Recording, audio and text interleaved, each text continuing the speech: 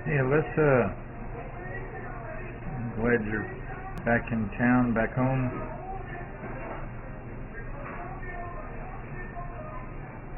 You see a lot of funny things going on there, right? You're hitting it real fat because you started out too bent over, and on the downswing your head went down and pulled away from it real badly. And then obviously those hands were not doing the right kind of thing with the club shaft and club head going back. Face on. You can still see some of the same things going on there where your head's down and pulling away from it, so you're hitting them fat starting out. So the first thing I want to do is get you set up a lot better. Right there. So now on the new blue setup, you get back to impact, much closer to being in the circle instead of pulled away from it so much. So much more in the circle like you normally are there on the new blue on our left. Looks much better. And then immediately we start working on that backswing to get those hands hinging properly. That looks a lot better there.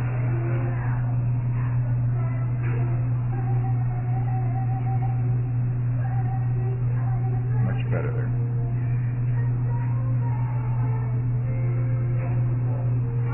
Much better, right? Instead of the club head being way underneath the line and your hands being way above it. So you get a lot of shots getting used to that. Much better. Much better right there. Instead of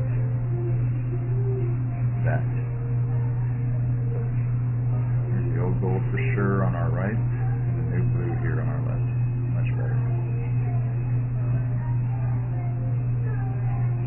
And as you kept going through the lesson, you got more and more used to that. Alyssa? Much more normal there.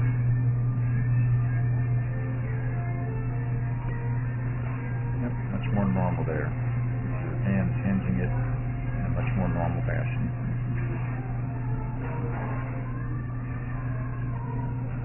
Yep, much better.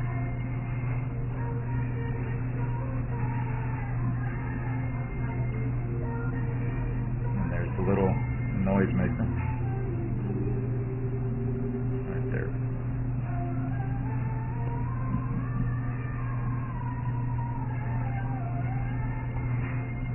Again, see how you hinge it up? It would make the noise right there. That'll be fun for you to use that next week or two. So I'll see you again. And this is another way to work on it. Beautiful. Get it right up there. And make a downswing, actually hit balls that way, right? There you go. Much better, Alyssa, right? Than what you started with. And then we started working on your head. Yeah. Again, much better hand action. There you go, to get started into your backswing. That one wasn't quite as good, was it? Your hands got above the line there too early. Hands got above the line too early. Yeah, and then you start working on making a little better shoulder turn. There's good hand action at the start of the backswing. Just because you're thinking about your hands non so much, you kind of got a little lazy with your shoulder turn. That's much more normal there. Yep, and then there you start working on trying to keep your head up. There you go. Much, much better.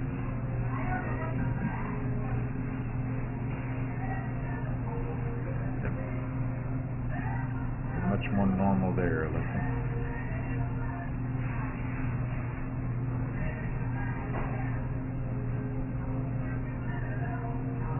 Much better hand. Yep, see that club head got a little high, but at least your hands were much better on the line.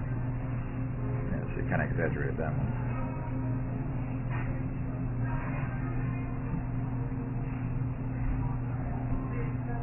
Yep, this is getting the feel, hinging it down instead of hitting it sideways.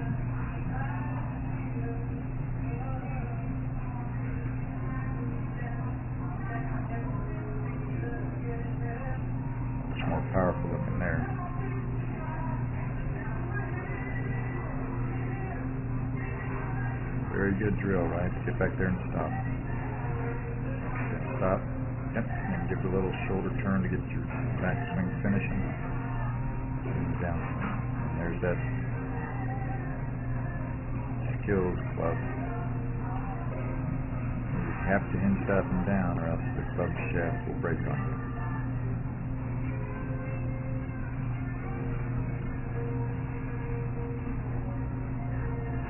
A lot of good work there, Alyssa. Give a lot of attention to it here the next few days. Now that you're back home and the weather's getting warmer. Thanks so much. Okay, now we're simply going to do a toe touch exercise. Put your feet together. Going to try to touch the floor. Go ahead. As you can see, we touch the floor. What do we normally see?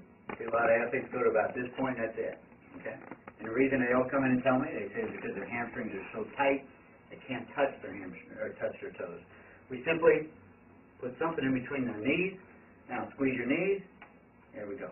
When we do that, it basically engages the core, engages the hip and the hamstrings totally relax and allow that athlete to touch the floor.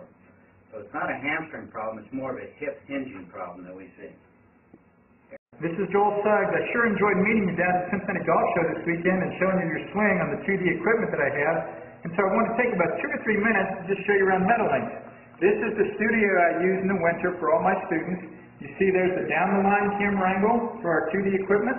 And then we have the face-on camera angle also. And then what we also have here is 3D equipment to where I can show you your swing from 6 different camera angles with this 3D equipment. And we can get your swing from down to the 1/120th of a second in terms of exactly what your hips, shoulders, and hands are doing in the swing. And then also, I have the most realistic hitting curve I've ever seen from puttersedge.com. So when you hit your full shots, it feels as realistic as possible. And then I have 3 different green speeds for you to practice your putting. 9.5 on the step meter, 10.5 on the step meter, and 12.5 on the step meter. That's benefited my students tremendously. And then also I have a lot of learning aids like this Smart Stick. You can see the rest of those learning aids over here in my bag that we can work on to help you learn at a certain field in your golf swing that you and I both want. And then also I help my students a lot with their equipment through the winter. This is a frequency analyzer where we twang your club and it gives us a reading here. And then also we plot your whole set, each club on these lines to see if the set is really matched or not. Quite often they aren't, and it helps my students tremendously when they find out what clubs are the offending clubs. And then if we get tired of being indoors and we want to go outdoors and hit some, we can do that. It's my daughter. Ellie, good to see you. I haven't seen her in weeks. No wonder you've been gone, Ellie. You've been out here playing in the snow all this time. But this is our natural turf area. This is closed until April, as you can see. But it's a fantastic area where we can step outside and hit some balls and get some real ball flight. Or, if we get pretty satisfied and things are looking better on the video here, we're kind of cooped up inside and want to go outside, we can step on out and hit balls and see real ball flight for about 5 or 10 or 15 minutes, however long you and I can stand the cold, out into the air, and we see them land at these different flags. I have a yardage book for this driving range. It's the first one I've ever seen in my life where we know exactly what it is with the front, back, and middle of each green. And again, the covered area here is heated, so we stay out there for about 5, 10, 15 minutes, like I said. It enables us to see some ball flight, and then we get satisfied that things are looking the way we want, and we come back inside, take off our coat, and look again at the video equipment to see how your swing's looking, to make sure that you understand it. And then notice too, my exercise ball up top here, and then also, so I help my students a lot with their fitness through the winter, and then I will help you also with your sports psychology, with your golf psychology from the golfpsych.com people down in Texas. That's helped my students tremendously a lot over the years too. So again, I sure enjoyed meeting you down at the Cincinnati Golf Show this weekend. I look forward to seeing you again out here this summer at Meadowlinks, or even right now in the winter. I have a lot of people that work on their games with me right through the winter. Check out more information about the things I do to help you at joelsuggs.com. Take care.